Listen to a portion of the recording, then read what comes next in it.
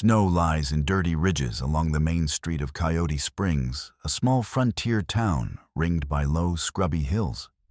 It is Christmas Eve, 1874, and the wind carries the sharp smell of wood smoke and roasting pine needles.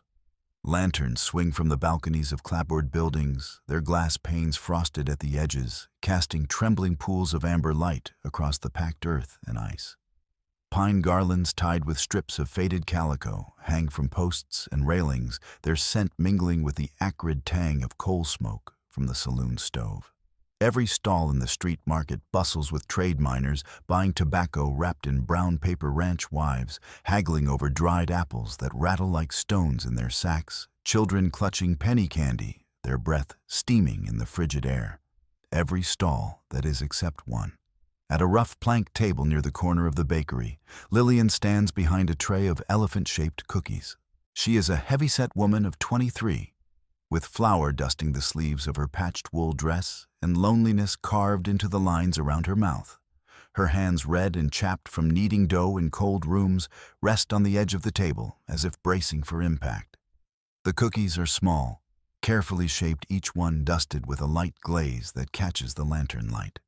They are the only thing she has made for herself in months, a tiny rebellion against the endless sameness of her days.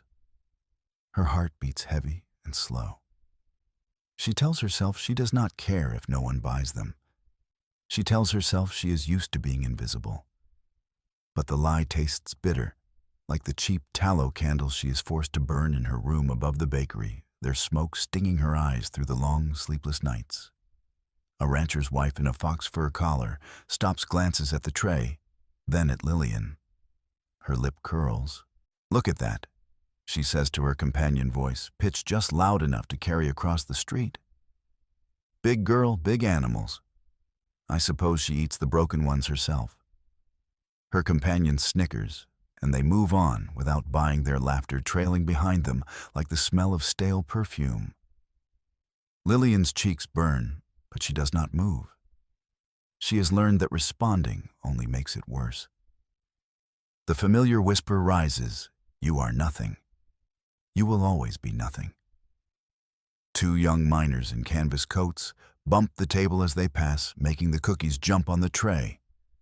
One of them, grinning, flips one with the tip of his knife so that it tumbles into the snow. "Oops," he says, not bothering to look back. His friend laughs, and they disappear into the crowd. Lillian bends to retrieve it, brushing slush from its edge. Her fingers are numb. The street is loud with voices, with the creak of wagon wheels and the jingle of harness bells, but she feels completely alone. This is how it will always be. Alone, stared at, dismissed. Then a freight wagon, heavy with barrels of lamp oil, skids on a patch of ice near the livery. The driver curses and hauls on the reins, but the momentum carries the wagon forward, its corners swinging wide. It lurches toward Lillian's hip, iron-bound wood, rushing at her with a weight to crush bone. Before it can hit, a gloved hand shoots out and grabs the wheel spoke. The wagon jerks to a halt, wood groaning, and swings back toward the center of the street. The driver shouts his thanks, barely noticing who saved him from a wreck. A tall man steps between Lillian and the wagon. He wears soft buckskin trousers, a fringed shirt under a faded blue cavalry coat that has seen better years.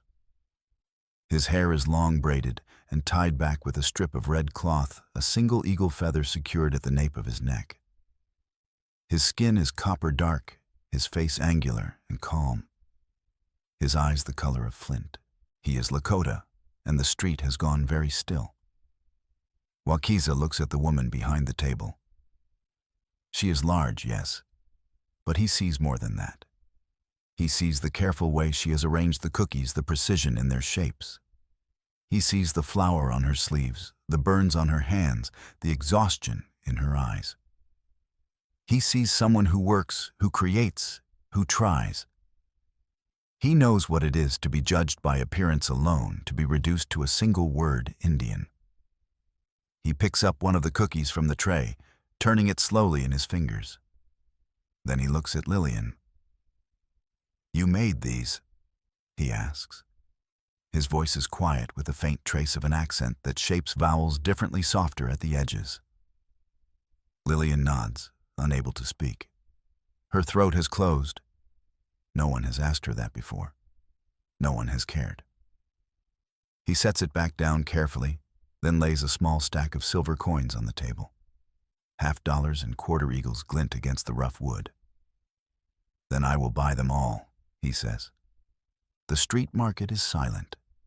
Eyes turn toward the Indian, who dared to interfere, who dared to spend money where white men had refused. Lillian stares at the coins, then at the man, and feels something shift in her chest, a crack in the ice that has surrounded her heart since she stepped off the train in Denver City. Wakiza's gaze holds steady. She needed someone to see her. So I will see her. It is not romance, not yet. It is simply recognition, one invisible soul acknowledging another. Lillian crossed the ocean from Hamburg on the promise of a husband. The letter had arrived in her village in the winter of 1873, written in a mix of clumsy English and her own language, offering marriage to a farmer near Coyote Springs in the Colorado Territory. "Kind home, warm oven, good Christian family," it said. She had nothing left in Germany, her parents dead of fever, her brother conscripted into the Prussian army, and lost in some distant war, her small inheritance spent on medicine that did not work. So she signed the papers, boarded the ship, and endured 3 weeks of salt spray and sickness in steerage, clutching a small trunk that held everything she owned. When she stepped off the train in Denver City, exhausted and hopeful, the only man holding a card with her name was not a farmer. He was James Harlan, called Copper Jim by everyone in Coyote Springs, owner of the town's saloon, its bakery, and the Red Tail gold mine up in the hills. In his office, surrounded by ledgers and crates of whiskey bottles, he made her sign a contract she could barely read. The marriage was really a debt bond passage across the ocean train fare to Colorado. Clothes, food, and arrangements became a sum she must work off in his bakery. There is no husband, no home. Home only dough that must be kneaded before dawn, and loaves that must feed miners who never learn her name. She lives in a narrow room above the bakery, sharing it with another bonded woman who speaks only Spanish and cries at night. The work is brutal. Her hands crack and bleed, her back aches from the heavy troughs of dough, and the cheap tallow candles smoke and stink, coating her lungs with grease.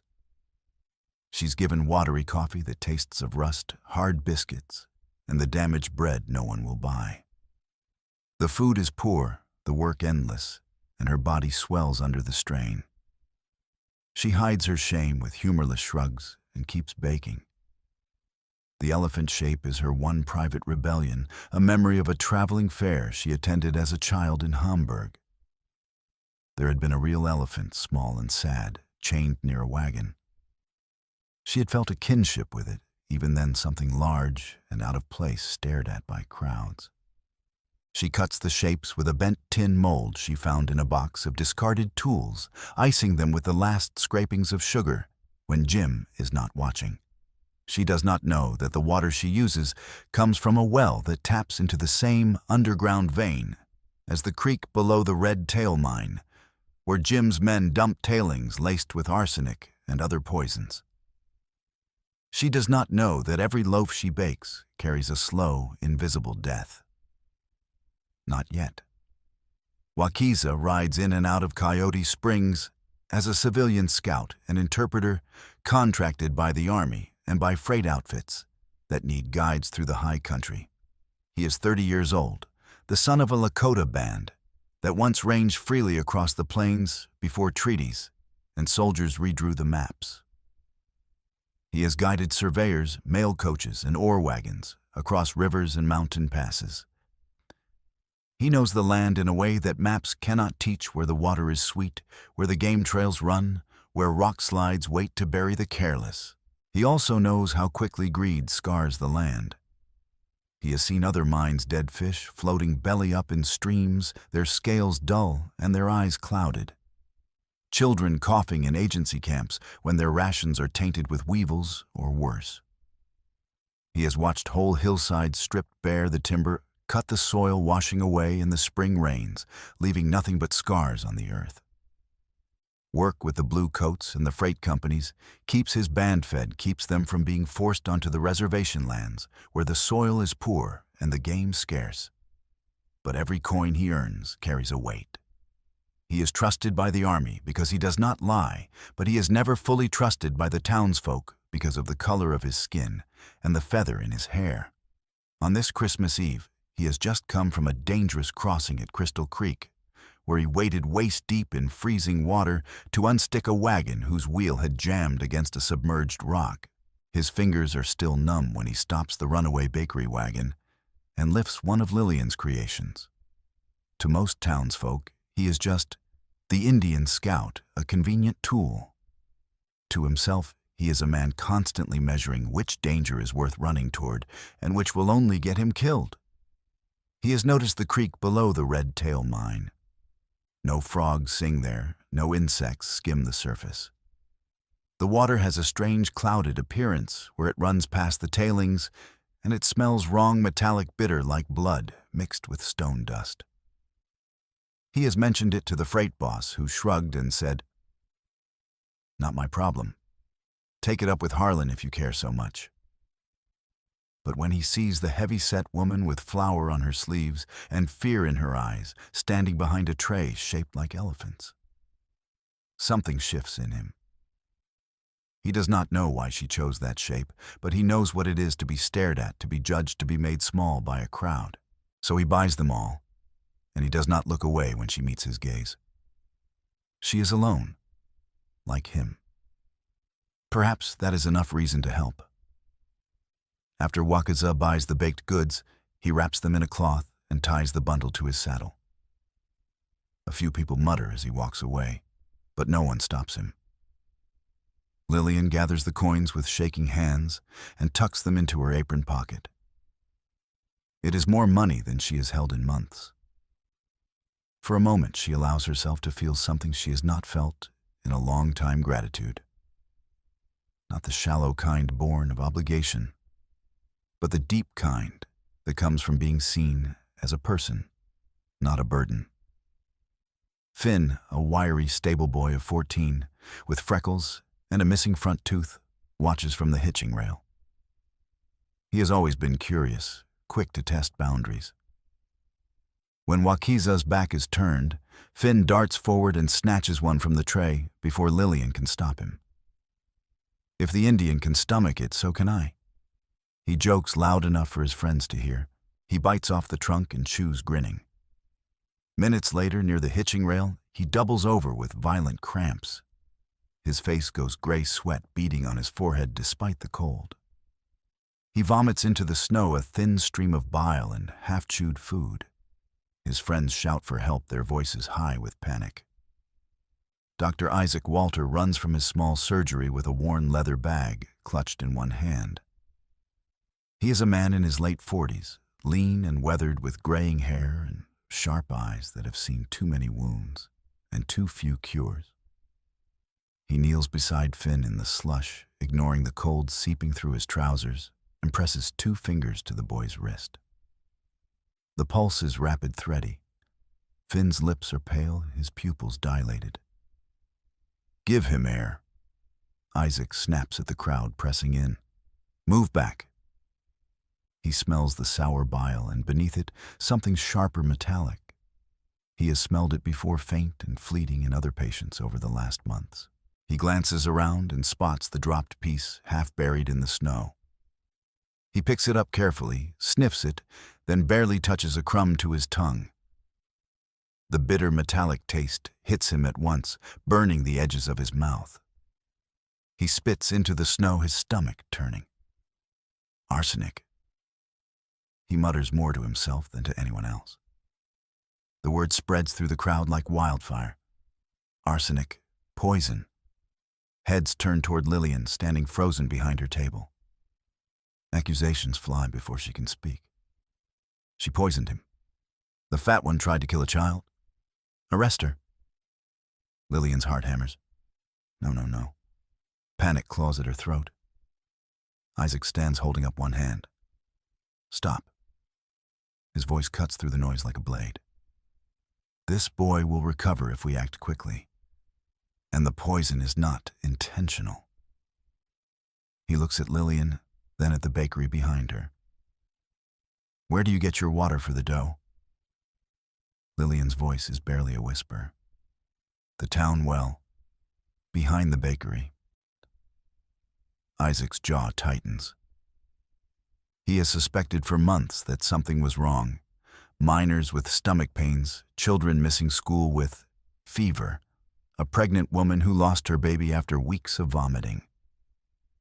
He feared cholera at first, but the pattern was wrong. Cholera spreads in waves, kills quickly. This was slower, more insidious. And now he knows. He turns to the crowd. The poison is in the water, not the baker. If you have been drinking from that well, and if you have been buying bread from this bakery, you have been poisoned too. Slowly, but surely. The crowd shifts, uncertain.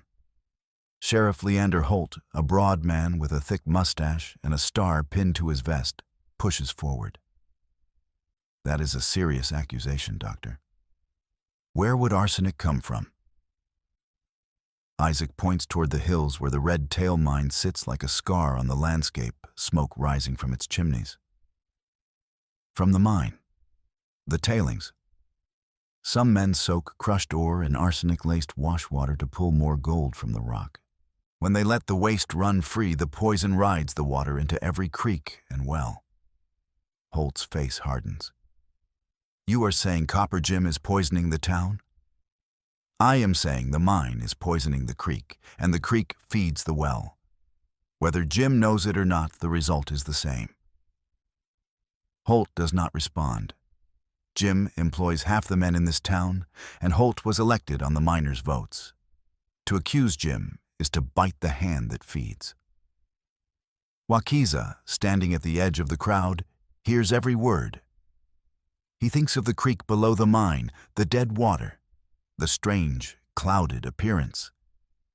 He thinks of the contract workers at the mine, the bonded women who vanish into the hills and are never seen again. He has always known Jim was ruthless, but this is something worse. Anger kindles low and steady. This man poisons his own people for profit, and they will blame the baker, the woman who has done nothing but work. Later that afternoon, as Lillian drags a sack of flour toward the back door of the bakery, a heavy crate stacked on a shelf above slips and tumbles toward her. The wood is old, the nails rusted, and the weight is enough to crack a skull. Wakiza, passing with a bale of hay for the livery, sees the crate fall. He drops the hay and dives forward, grabbing Lillian by the shoulders and yanking her clear. The crate smashes where she stood, flour billowing up like smoke, coating them both in white powder. Coughing, Lillian turns to him. Thank you, she says, voice shaking. Again. He brushes flour from his coat and looks at her seriously. Where do you draw your water for the dough? The town well, Dr. Walter already asked. That well taps into the same creek that runs below the mine. I have seen that creek. Nothing lives in it. No frogs, no insects, nothing. The water is wrong. Lillian stares at him, fear blooming in her chest, like ice spreading across glass. I do not have a choice. Mr. Harlan owns the bakery. He says where I get the water. Wakiza's jaw tightens. Then someone needs to tell him to stop. He will not listen. Her voice is small, defeated. Then we make him listen. A spark of hope flickers. He said, we. Armed with the doctor's quiet suspicion and Wakiza's warning, Lillian goes to Copper Jim the next morning. The bakery is hot and closed, the brick oven glowing orange as the morning bake begins. Jim sits in his office at the back, coat off sleeves, rolled, counting coins and making notes in a ledger.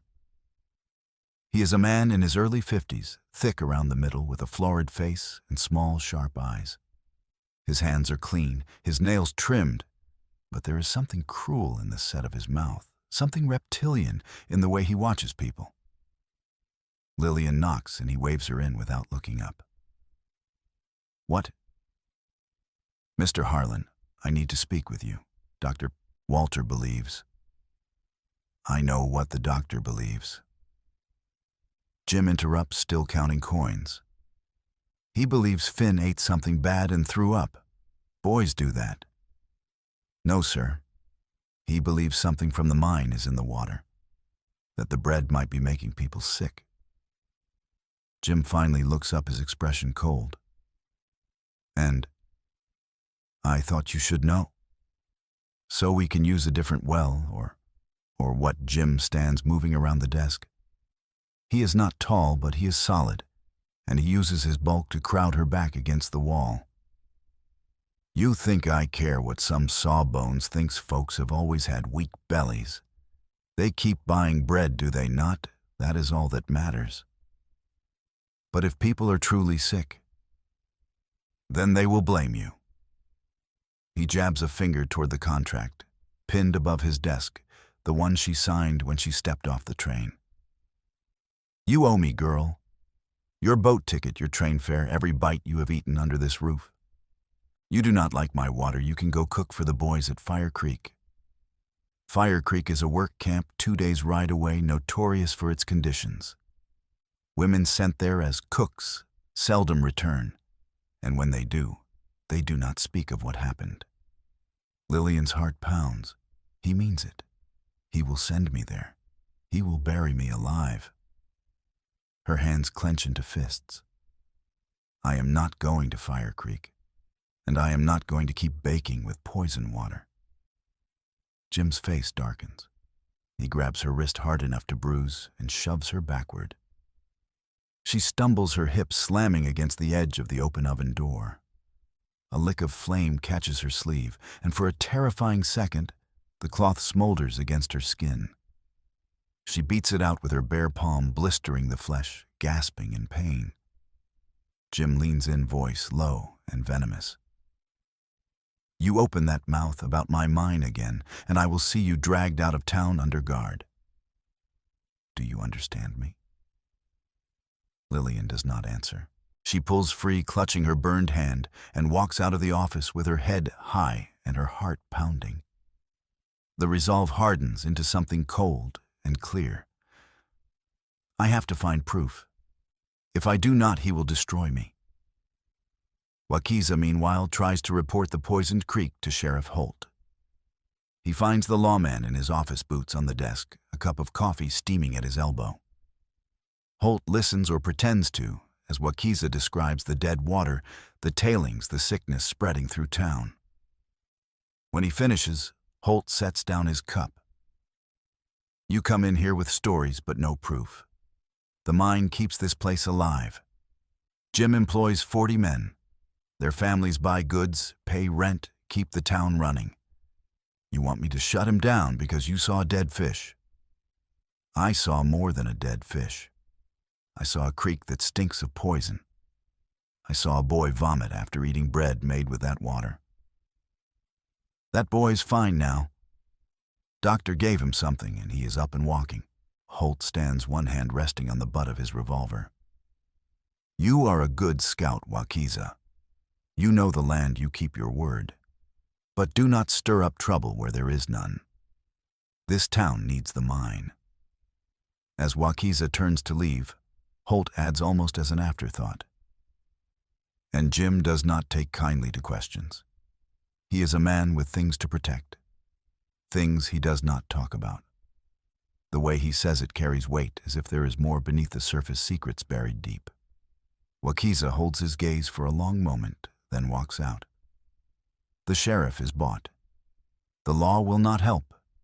They are alone. Outside, 2 of Jim's hired gunmen wait in the alley behind the sheriff's office. They are rough men drifters with scarred knuckles and guns worn low. They do not speak, just move in fast. One swings a fist into Wakiza's ribs, the other slams the metal butt of a revolver against his temple. Wakiza could draw his knife and end them both, but he knows the cost of killing a white man inside town limits. So he takes the beating fists and boots, slamming into his ribs, his back, his legs, and staggers away when they are done, leaving him bleeding in the dirt. Blood trickles from a split above his eye, and his side burns with every breath. He limps back to the livery, anger banked like coals in his chest. Jim wants him gone. He will not stop until Wakiza is dead or driven out. But Wakiza will not leave, not while she is still in danger. If words will not sway the law, evidence might. Over the next 3 days, Lillian begins quietly setting aside unsold bread in a bin labeled pig scraps. She tells no one, not even the other bonded woman who shares her room. Dr. Isaac, visiting the bakery on the pretense of checking on her burned hand, takes samples of the bread, along with water drawn from the well and from the creek above and below the mine. At the same time, Bernadette Crane, the town's schoolteacher, starts keeping her own list.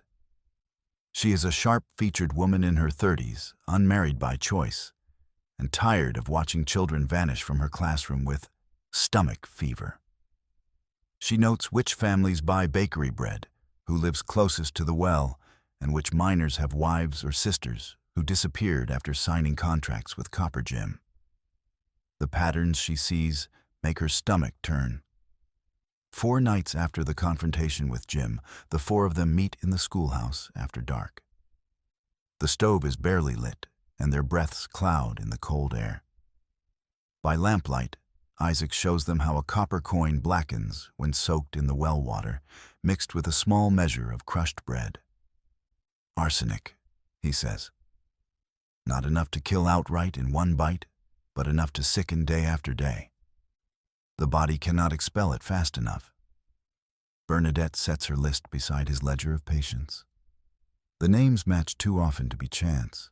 These women, she says, tapping the page, were brought here under false pretenses, bonded like slaves, and when they complained or tried to leave, they were sent away.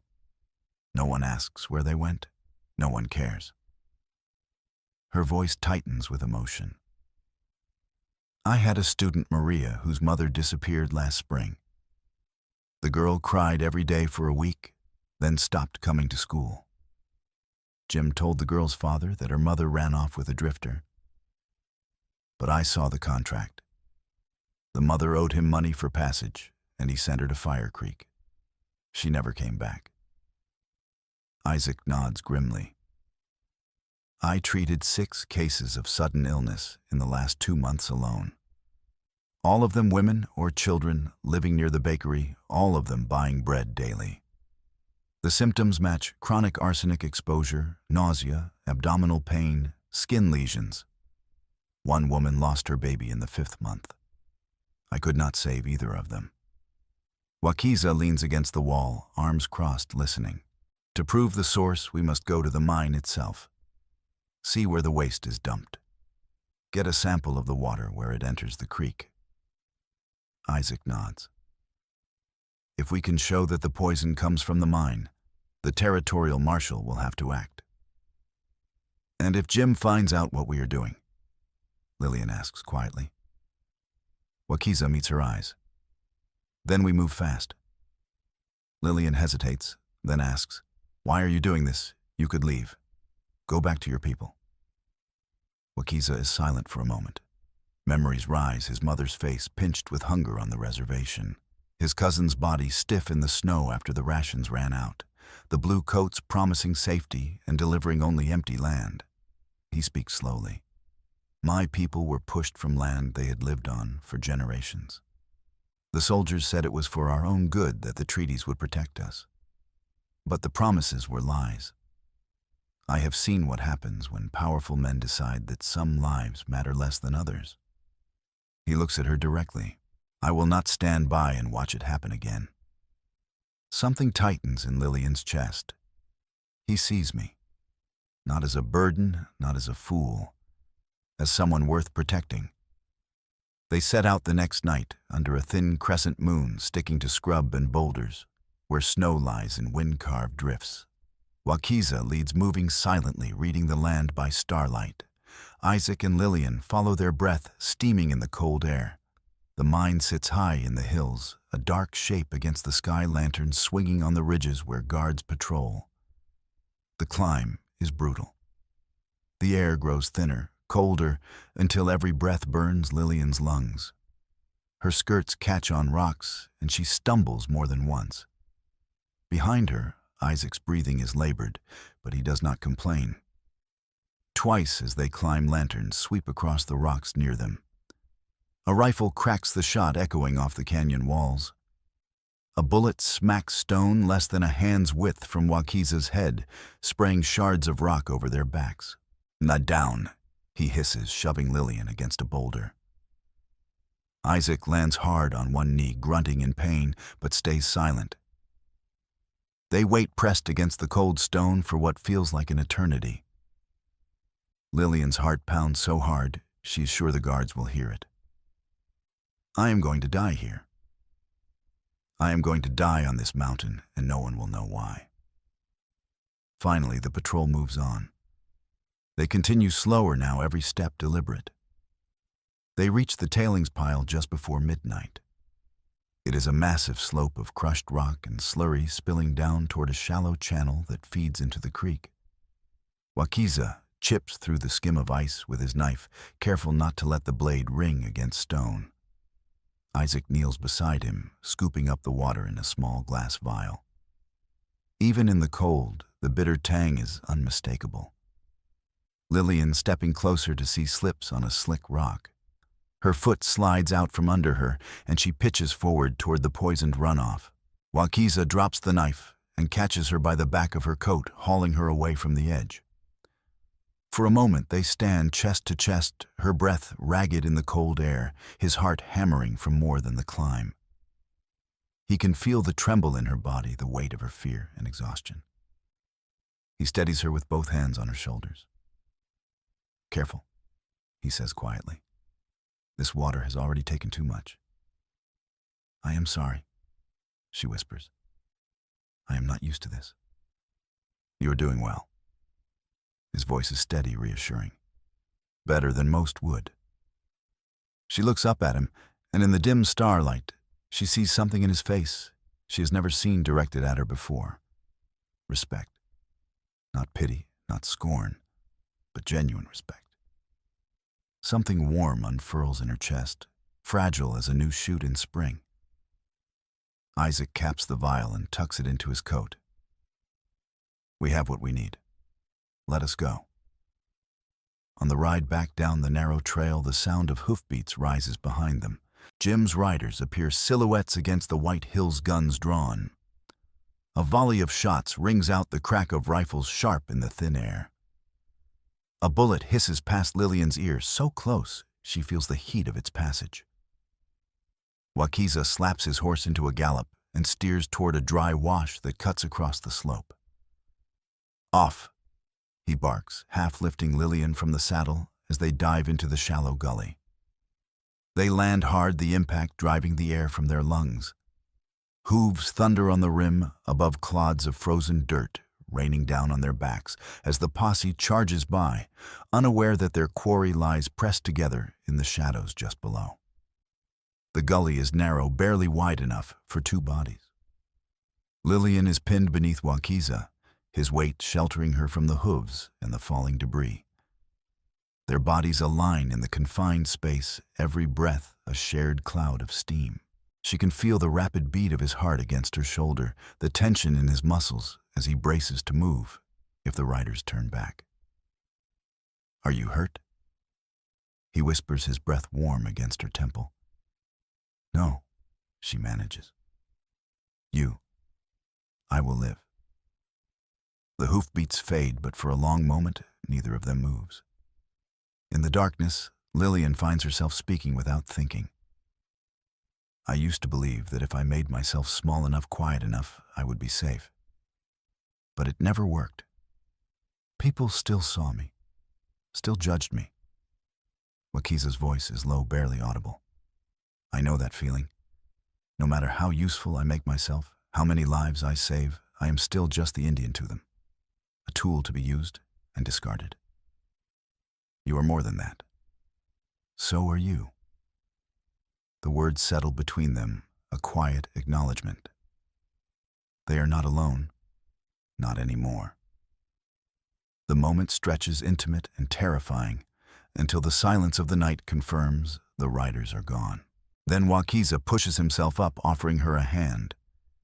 She takes it, and he pulls her to her feet without a word. They retrieve the horses and ride back to town in silence, the vial of poisoned water safe in Isaac's coat, something unspoken but profound settling between them. 5 days pass. The town buzzes with rumors of bad bread and sickly stomachs. But with no open accusation, nothing changes. Jim senses unease, yet does not know its cause.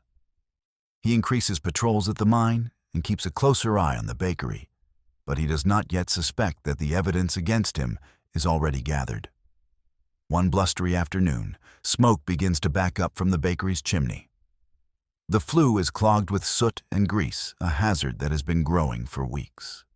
Lillian opens the oven to pull a pan of rolls, and a ribbon of flame leaps out, licking up the wall toward the dry wood of the ceiling.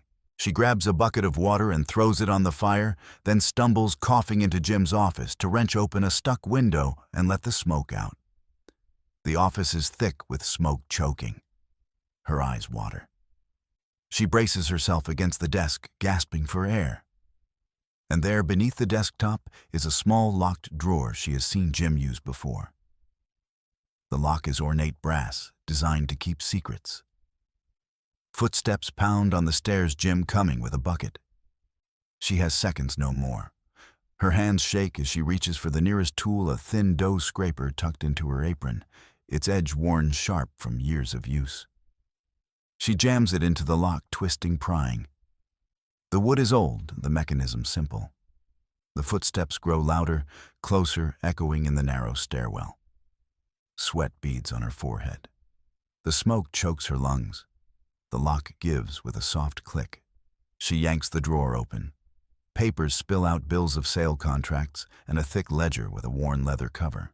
She flips it open, her eyes scanning frantically. Names of women next to sums, towns, and destinations. Milena, passage to Fire Creek, paid in full. Isadora, to Devil's Elbow Camp, advance recovered. Another column lists orders of arsenic powder delivered to Red Tail quantities far beyond what any legitimate operation would need for ore processing. At the bottom of one page in Jim's hurried scrawl are the words, "Waste ditch dug to Town Creek, cheaper than tailing pond." Complaints to be silenced. But there is more. On the next page, a single line in different handwriting, older and faded. J. Harlan, Sunborn Spring, 1829, Mother Lakota. Payment for silence relocation arranged.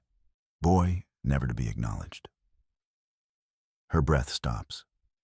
Jim has a son with a Lakota mother. A son he has kept secret for 25 years. Suddenly, the sheriff's cryptic words, "Jim is a man with things to protect," make terrible sense. And she remembers something else 2 weeks ago, when a Lakota family came through town. Selling beadwork, Jim had turned them away from his saloon with venom in his voice. "I do not serve savages," he had said. "They are animals, all of them." The hatred in his tone had been shocking even to the miners. The pieces fall into place. Jim's cruelty toward Indians is not just prejudice. It is self-loathing, a desperate attempt to bury his own shame.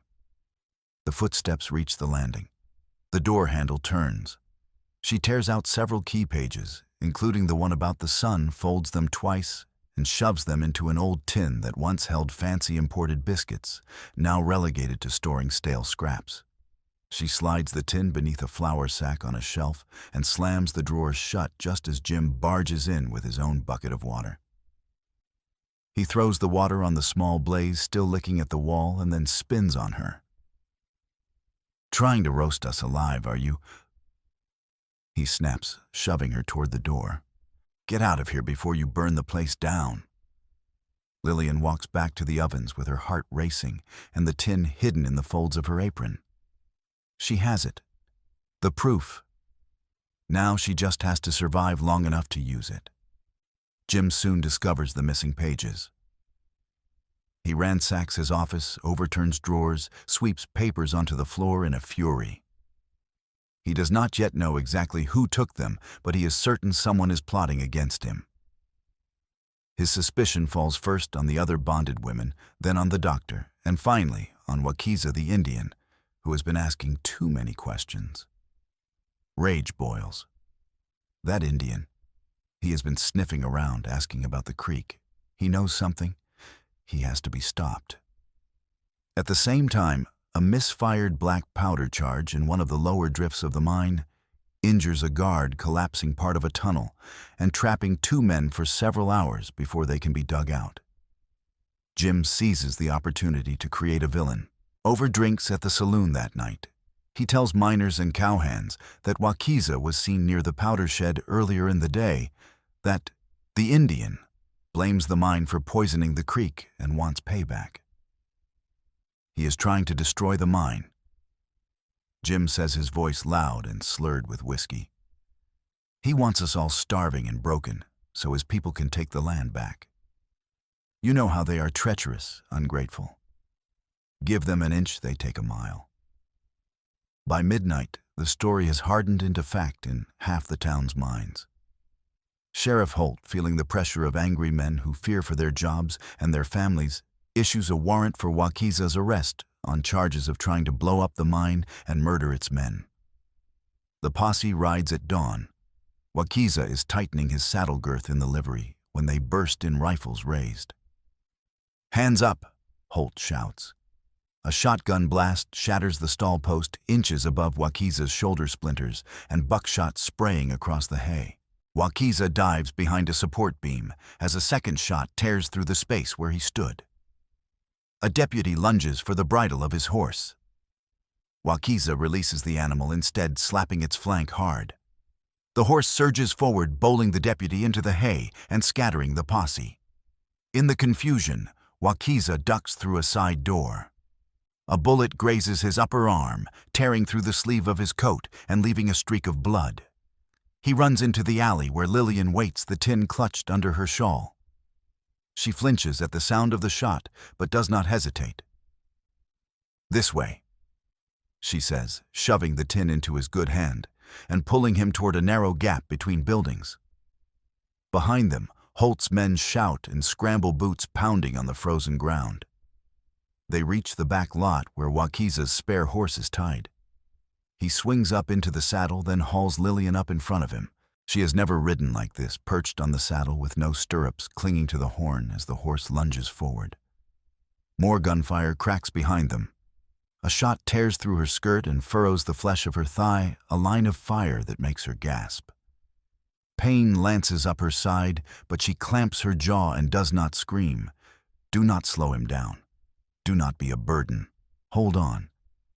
They thunder out of town, snow and gravel kicking up behind them, the shouts of the posse fading as the horse stretches into a full gallop across the open prairie. They ride until the horse begins to blow foam, flecking its neck, and then shelter in a derelict line shack half buried in snow. The cabin is barely standing, roof-sagging walls bowed, wind rattling loose boards. Fine snow sifts through gaps in the chinking. Wakiza pulls the door shut and wedges it with a stick, then turns to Lillian. She is pale, her skirt soaked with blood. He helps her down from the saddle and eases her onto the only intact bench. "Let me see," he says quietly. She lifts the hem of her skirt, wincing. The bullet has gouged a shallow furrow across the outside of her thigh, messy but not deep. Wakiza builds a small fire in the cracked stove, boils water from the canteen with snow, and cleans the wound with a strip torn from his shirt. His hands are steady despite his own bleeding arm, his touch careful. Lillian watches his face, the concentration in his eyes, the way he does not flinch when the cloth touches her skin. Something breaks open in her chest. He is taking care of me. Not because he has to, because he wants to. "You did not have to help me," she says, voice trembling. "Yes, I did." He ties off the bandage and sits back. "You stood up when no one else would. That matters." but you are risking everything. Your work, your life. He looks at her directly. I have spent years guiding white men through country they do not understand, keeping my head down, taking their coin. I told myself it was enough, that survival was enough. But watching you refuse to be silent, refuse to let Jim crush you, it reminded me that some things are worth the risk. The truth of it settles over him. He has been alone for so long, and here is someone who understands. Lillian's eyes sting with unshed tears. In Hamburg, I was invisible. Too large, too poor, too foreign. I thought coming here would change that. But I am still invisible. Still nothing. You are not nothing. His voice is firm. You are the only person in that town brave enough to stand in front of a man who could destroy you and tell him no. That is not nothing. She looks away, unable to hold his gaze. I am afraid. So am I. He flexes his injured arm, grimacing. But we do it anyway. She picks up the small knife from his belt and begins chopping a hunk of dried meat from his supply, stirring it into a thin flour soup in a battered tin pot. When it is done, she passes him the only bowl they have. He looks at her, then tilts the bowl toward her side of the crate they are using as a table, letting the richer pieces slide toward her. You need your strength, she protests. So do you. They eat in silence, the wind howling outside. When the meager meal is finished, Lillian speaks again, her voice soft. Why does he hate you so much, Jim, I mean? It is not just about the mine. Wakiza stares into the dying fire. Men like Jim need someone to hate. It makes them feel powerful. But I think with him, it is something more. Something personal. I found something in his ledger, Lillian says. He has a son with a Lakota mother, born 25 years ago. He paid her to disappear, paid her to stay silent. Wakiza goes very still. A cold understanding settles. So that is why. Every time he looks at me, he sees the son he abandoned. He sees his own shame. For a long moment, he says nothing. Then quietly, that explains much. They sit in the cold cabin listening to the wind howl outside. The realization settles between them like a shared burden. They are not alone. Not anymore. 2 days after their escape, once the storm eases and the sky clears to a pale bruised blue, Wakiza and Lillian set out again. They cannot stay in the line shack. Jim's riders will find them eventually. And out here, they have no allies, no supplies, no hope of surviving the winter. Wakiza steers the horse toward a relay station, where telegraph lines meet the stage road, a day's ride southeast of Coyote Springs. Dr. Isaac Walter, guided by Bernadette's notes and rumors of their flight, has already ridden there, hoping to intercept them. He has convinced a traveling territorial marshal, Ricardo Evans, to listen. Marshal Evans is a lean man in his 50s, with a face weathered by sun and wind, and eyes that missed nothing. He has spent 20 years tracking outlaws and corrupt officials across the territories, and he knows a guilty man's bluster when he hears it. Isaac shows him the first pages of Lillian's stolen ledger, his own log of arsenic-like illnesses, and the vial of poisoned water from the mine. Evans reads slowly, his jaw tightening. This is enough to bring charges, he says. But I need to see the mine myself, and I need the woman who took these pages. Is she safe? She is with Wakiza, Isaac says. They are both running. Then we find them first. They meet on the road at midday, the sun barely warming the frozen ground. Lillian, limping and exhausted, nearly weeps with relief when she sees Isaac and the marshal. Evans listens to her account, asks sharp questions, and examines the remaining ledger pages. When he sees the entry about Jim's son, his eyebrows rise. This changes things. How? Lillian asks. A man who hides a son for 25 years is a man who will do anything to protect his secrets. and a man like that is dangerous when cornered. Evans insists on returning to Coyote Springs with them to confront Jim in person. If he flees before we have enough evidence, he will disappear into the territories, and we will never catch him. Evans says. We go back together. They hitch Isaac and Lillian to a light freight wagon for the return journey, Waukesa and the marshal riding on either flank as escort. The road winds through a narrow pass, where sandstone walls rise close on both sides, the rocks streaked with rust and gray. Snow crusts the ledges above, glittering in the thin sunlight. As they enter the narrows, gunfire erupts from hidden positions above. Jim's riders, who followed tracks from town, fire down into the pass. Bullets whine off rock and slam into the wagon bed. A shot smashes the front wheel, splintering wood and sending the wagon lurching toward the edge of the road, where it crumbles into a steep, rocky wash. Isaac, at the reins, hauls back on the lines, but the panicked horses rear and plunge.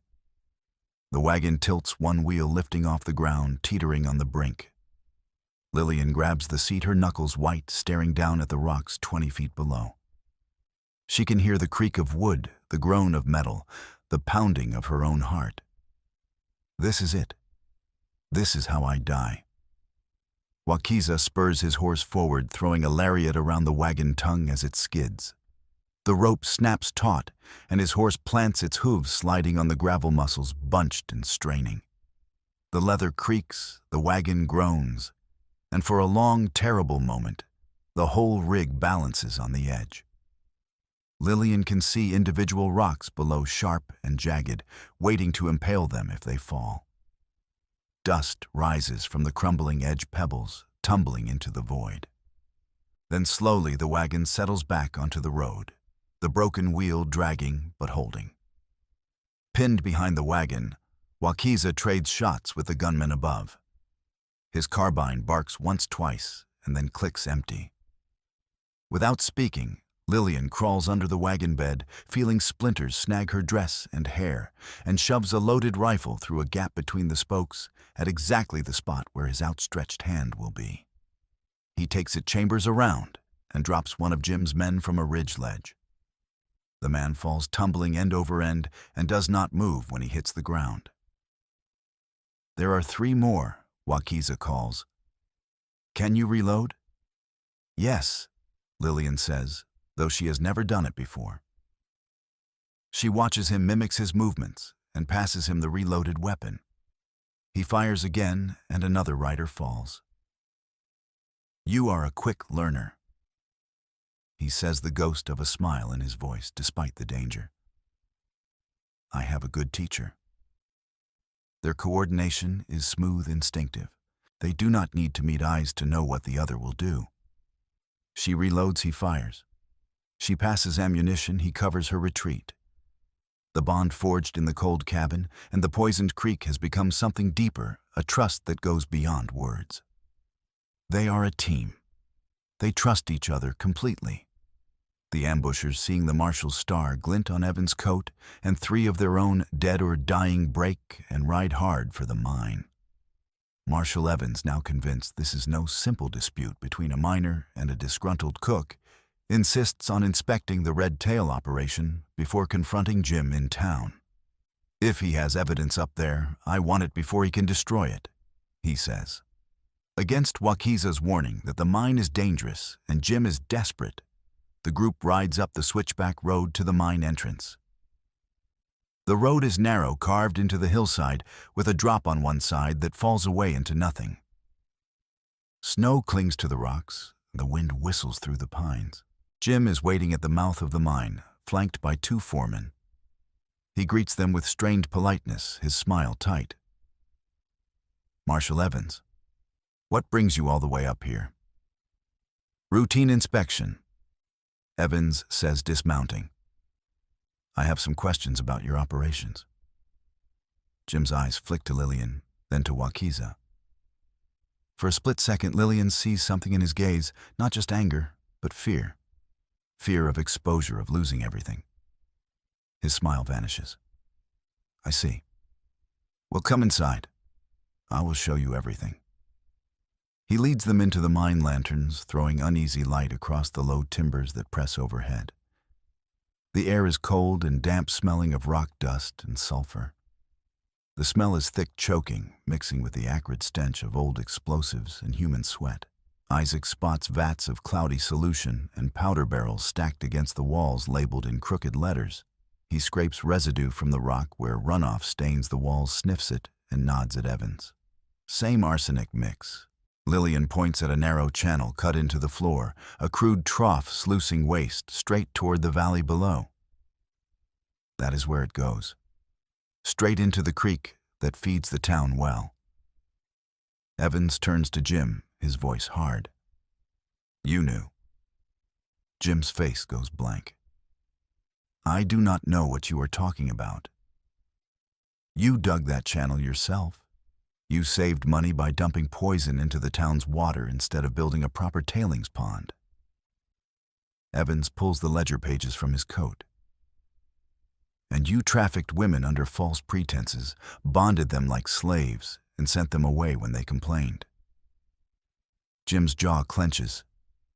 He falls back a step, his hand moving toward the pistol at his belt. You have no authority here. This is my mine.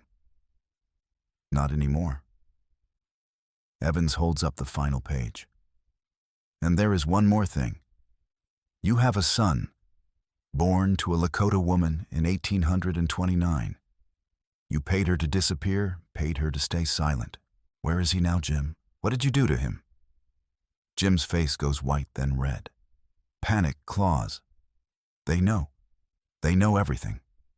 I am ruined. That is a lie, he snarls. It is written in your own ledger, in your own hand. Jim turns and shouts toward the entrance. Now. A foreman outside lights a fuse leading to a black powder charge set in the lower drift. Moments later, a thunderous boom shudders through the tunnel. The floor jumps under their feet, and a spray of rocks and dust slams from the far end of the passage. Lanterns swing wildly, one smashing on the ground and spilling burning oil. A support beam splits with a sickening crack and crashes down onto Wakiza's lower leg, pinning him. He grunts, gritting his teeth, and tries to lift the beam. It is too heavy. The weight presses down, grinding his ankle into the stone. Pain explodes white-hot, but he forces it down. Get up. You have to get up. She needs you. Isaac lunges forward to help, but a second collapse knocks him back. Bernadette, who insisted on coming despite the danger, is pinned under a fallen plank, gasping as dust fills her lungs. Lillian, coughing and half-blind in the choking cloud, crawls toward Wakiza. The beam across his leg is massive, rough-hewn timber as thick as her thigh. He cannot lift it alone, and she cannot drag him free. For a moment, panic freezes her. You are useless. You are too weak. You will fail him. Then she sees a broken prop beam lying nearby, split at one end, but still solid. Another voice rises stronger. No. You are strong. You have always been strong. Prove it. She wedges the broken prop under the timber, pinning Wakiza, and throws her weight onto the far end, using it as a lever. Her arms shake her back, screams in protest, muscles burning. She is strong. Years of kneading dough, hauling flour sacks, stoking ovens have built strength she never recognized. But the beam lifts just an inch, then two. Now, she gasps. Wakiza yanks his leg free, biting back a scream as the movement sends agony shooting up his spine. He staggers to Bernadette and hauls the plank away, pulling her upright. Can you walk? She nods, coughing. Isaac gathers the dropped lantern, his hand bleeding from broken glass, and realizes the main tunnel is closing behind them in a rolling wave of rock and dust. The only chance is a half-forgotten ventilation shaft Wakiza noticed weeks before, a narrow cut leading toward a side ravine. This way. Wakiza says, leading on one good leg, his shoulder braced against the wall. The passage is barely wide enough for one person at a time. The ceiling presses down, forcing them to their bellies. They crawl on hands and knees, then on their stomachs, the rocks scraping their backs. The air is thick with dust, choking, suffocating. Lillian, the largest of them, has to exhale completely to squeeze through the narrowest sections. Her dress catches on jagged stone tearing. Her hands bleed from sharp edges.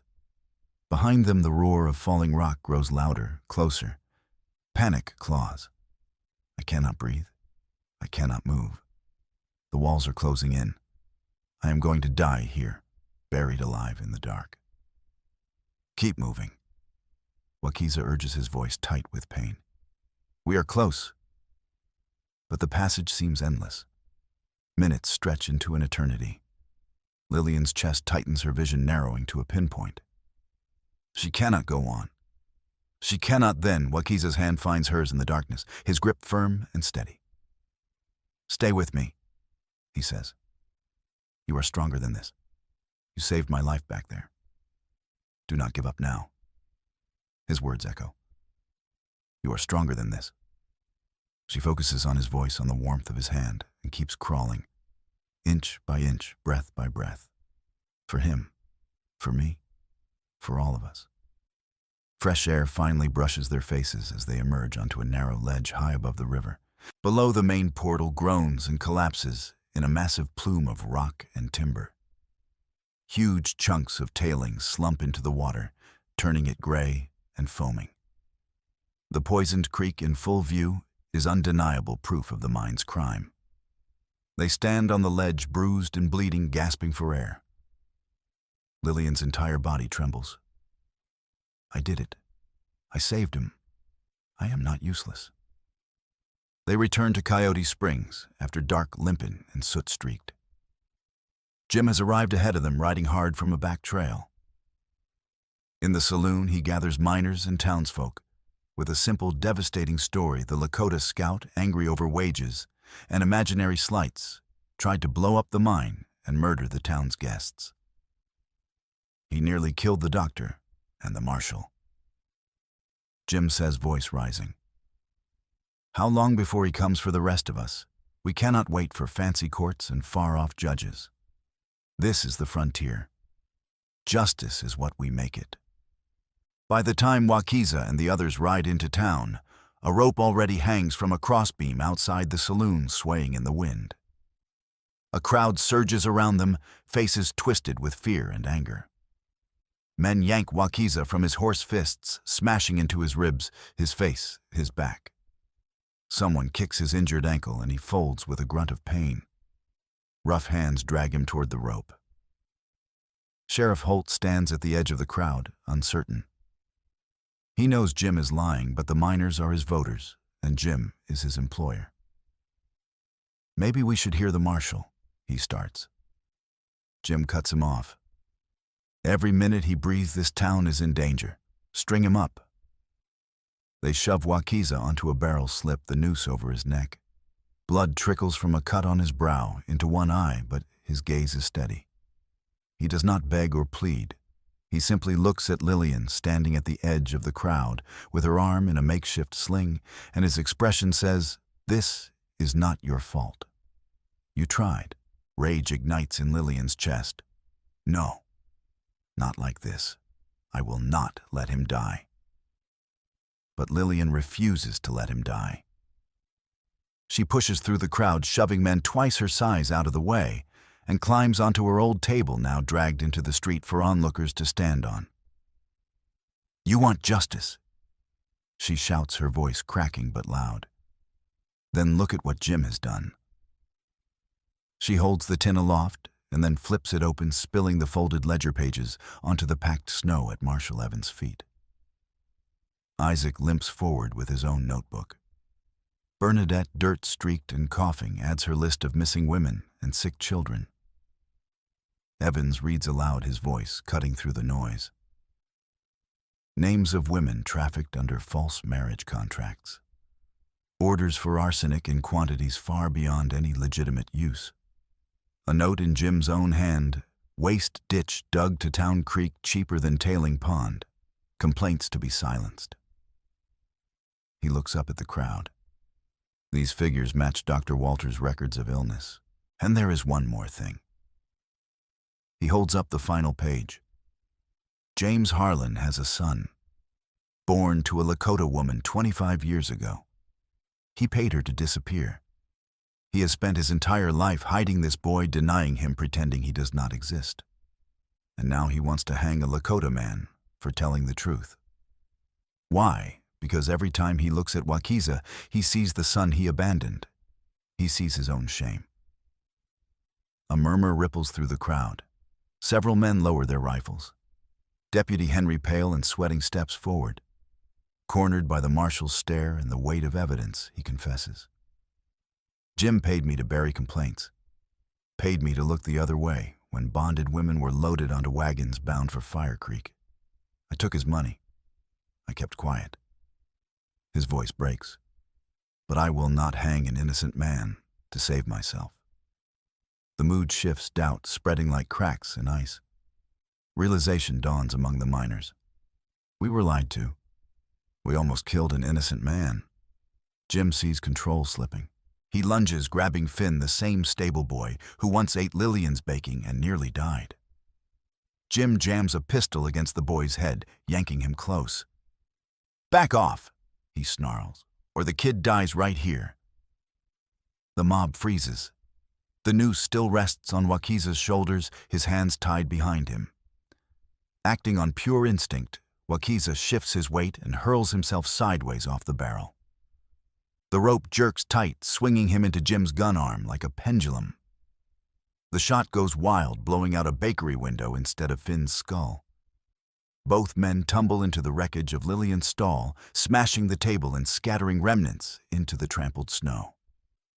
Jim scrabbles for the dropped pistol, fingers clawing through the slush. Lillian, standing right beside him, grabs the long wooden baking peel she once used to slide bread into the oven. She brings it down on his wrist, with all the strength years of kneading dough have built into her arms. Bone cracks. Jim howls, his fingers spasming open. The pistol skids across the snow to Marshal Evans' boots. Evans calmly picks it up and points it back at Jim. This man faces trial for selling women into bondage, poisoning this town, and attempted murder, he says. And no one else swings tonight. He looks at Holt. Sheriff cut that rope. Men who moments ago clamored for Wakiza's death now look away in shame. Guilt settles heavy. Holt steps forward at last and cuts the rope from Wakiza's neck.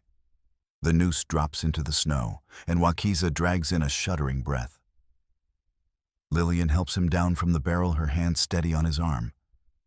Their eyes meet, and for the first time in weeks, she sees something other than grim determination in his face. She sees relief. She sees gratitude. She sees the beginning of something neither of them has dared to name. They survived. Together. In the weeks that follow, the Red Tail mine is shut down by territorial order.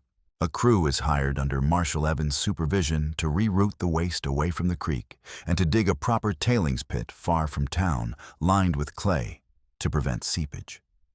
Many miners curse the meddling that cost them easy wages. But as the sickness in the town eases, others quietly thank Isaac and Lillian for speaking up. Families whose children were bedridden for weeks see them return to school. The stable boy who once vomited in the street is now running errands again, color returning to his cheeks. The contract that bound Lillian to Copper Jim is declared void, signed under fraud and coercion. With a modest sum seized from Jim's accounts and small loans from Isaac and Bernadette, she buys the bakery equipment at auction. She replaces cracked barrels with clean ones, burns the old flour in a bonfire behind the building, and arranges for a new well to be dug uphill from town, away from the poisoned branch of the creek. A month into the new well digging, the work is brutal. Digging through frozen ground, hauling stone, laying pipe. But Wakiza helps. He reads the land for where pure water lies, marks the spot with a pile of stones, and digs beside her from dawn to dusk. They work side by side, passing spades and hauling buckets, their movements falling into an easy rhythm born of trust and shared purpose. The only warmth is from exertion, and from the way Wakiza instinctively steps between her and any risk, loose rock, a sliding bucket, a cracked beam without making a show of it. When she misjudges the weight of a water barrel and nearly pitches backward down the slope, he catches the handle, his hand covering hers. For a beat, they stand braced together, their joined effort the only thing keeping the barrel from rolling downhill. Neither speaks, but the contact says everything. The first clear water from the new pump feels like treasure. Lillian washes her hands in it, then fills a bucket and mixes her first batch of dough from clean flour and clean water. She bakes bread, and the scent that fills the street is different. Lighter, sweeter, no longer tainted by poison. She hires the other bonded woman, now freed from her own contract, to help with the baking. Together, they work the ovens, kneading and shaping and baking, filling the street with the smell of fresh bread. Wakiza continues his work as a scout, guiding freight wagons and mail coaches, but he always returns to Coyote Springs. He stays in a room above the livery, and every morning before dawn, he brings firewood to the bakery and helps stoke the ovens. They do not speak much words, have never been their strength.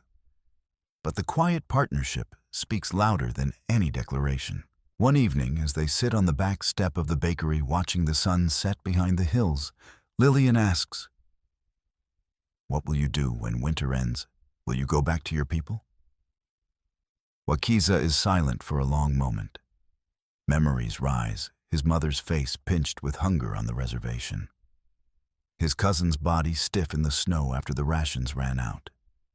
The blue coats promising safety and delivering only empty land. I do not know. My band is scattered.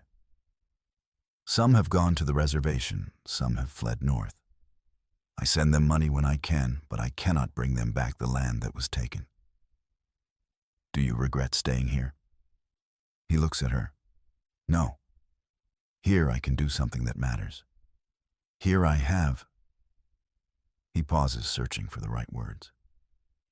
Here I have someone who sees me. Not just a scout, not just an Indian. Me. Warmth spreads through Lillian's chest. I see you, she says quietly. And I am grateful. I see you too, he replies.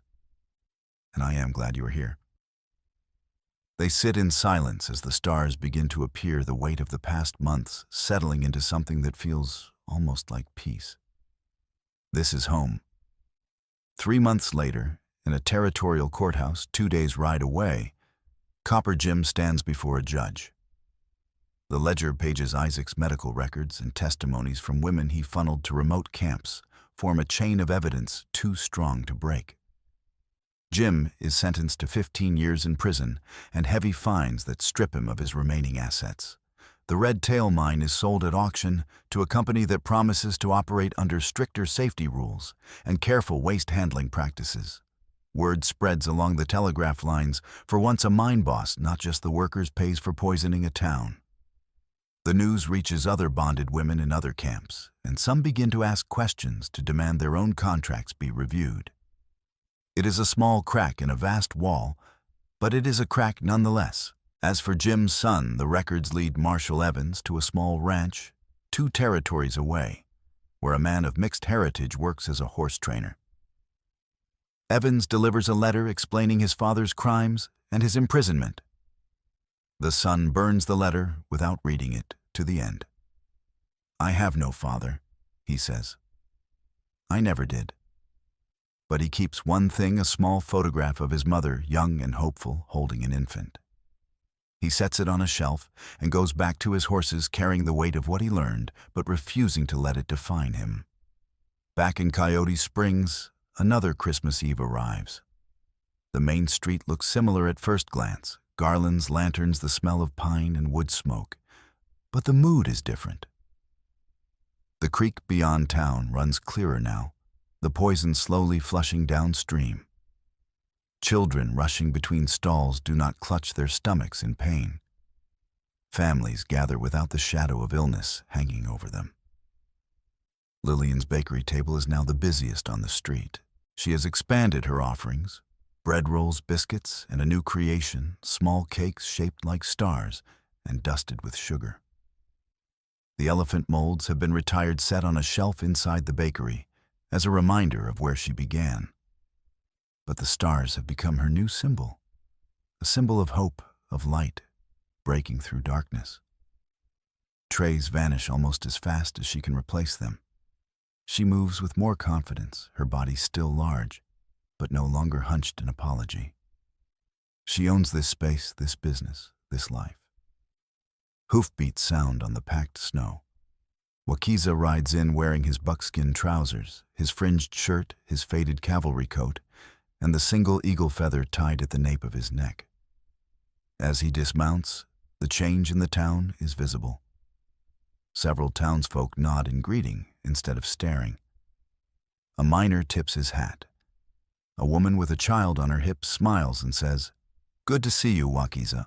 Sheriff Holt, standing near the saloon, tips his hat and holds his gaze for a moment, an acknowledgement, an apology, without words. Surprise flickers across Wakiza's face. They see me, not as the Indian, as Wakiza. He walks straight to Lillian's table. He picks up one of the star-shaped cake, studies it, then lays down enough coins for the whole tray. But this time, he does not turn to leave. He breaks the cake in half and offers the larger piece back to her. "I still mean to buy them all," he says quietly. "But it seems wrong to eat alone." She takes the piece, their fingers brushing. Warmth blooms in her chest. "Then you had better get used to sharing the oven schedule," she replies. "This town eats a lot, and I cannot keep up without a good scout to haul flour and argue with suppliers." He picks up a second tray to carry into the bakery. Inside, the wood-fired oven glows, fed with timber from a hillside he helped mark as safe to cut. Outside, a new sign hangs beneath the bakery window, painted by Bernadette's students in careful letters, Lillian's and Wakiza's. Bread and biscuits, clean water, fair wages. Isaac Walter stops by to buy a loaf, tipping his hat to Lillian and shaking Wakiza's hand. "The sickness has stopped," he says with satisfaction. "No new cases in over a month. You saved this town." Bernadette follows with a list of orders from the school cakes for the children's Christmas party. "The students want to learn baking," she says.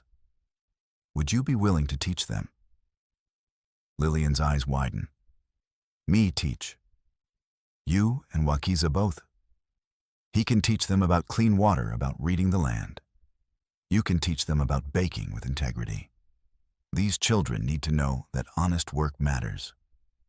Disbelief wars with hope in Lillian's chest. "They want me to teach.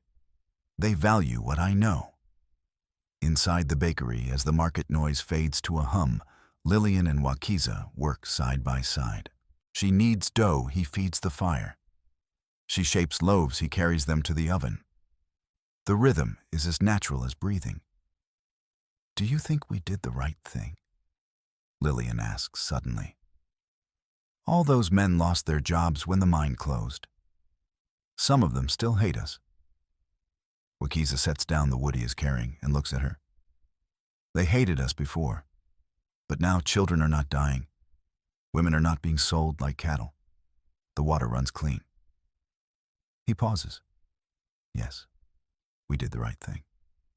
And what comes next?" He smiles, a rare expression that softens his face. "We bake bread. We keep the water clean. We build something that lasts. Together, together." Later that evening, after the market closes and the street empties, they sit on the back step of the bakery watching the stars emerge. The air is cold, their breath steaming, but the warmth from the ovens seeps through the door behind them. "In Hamburg," Lillian says quietly, "I used to look at the stars and wonder if there was a place in the world where I belonged, where I was not too large, too poor, too foreign. I never thought I would find it. And now," she looks at him, and for the first time in years, her smile reaches her eyes. "Now I know." It is here, with clean water, honest work, and someone who sees me. Wakiza reaches out and takes her hand. It is a simple gesture unadorned, but it carries the weight of everything they have survived together. I see you, he says, and I will not stop seeing you. She squeezes his hand. I have been thinking, she says, about the future, about what we are building here. What do you see? I see a bakery that employs women who need honest work. Women like me who came here with nothing. I see children learning to bake, learning that their hands can create something good. She pauses. And maybe someday I see a family. Not like the one I lost, but something new. Something we build together. Warmth spreads through Wakiza's chest. A family. A future. With her. Not right away, she adds quickly. We have work to do first, but someday. She meets his eyes. If you want that too. He is silent for a long moment, then nods. Yes, I want that. They are building something. Together. They sit in silence as the night deepens, two people who saved each other one dangerous step at a time, and who have decided to keep walking forward together. The stars above them are bright and clear, unmarred by the smoke of a poisoned mine. The creek below town runs clean, and in the bakery behind them, trays of star-shaped cakes cool on the sill, ready for the morning, a promise of light of hope, of a future earned through courage and shared struggle. The story closes not with a kiss or a wedding, but with a handshake firm, equal, and full of promise. Wakiza extends his hand, and Lillian takes it. They shake their grip strong, their eyes locked. In that moment, they are not employer and employee, not savior and saved. They are partners equals two souls who have found in each other what the world denied them: recognition, respect, and a place to belong. And in the window of the bakery, a tray of star-shaped cakes glows in the candlelight, each one a small beacon against the darkness, a testament to what two people can build when they refuse to be broken.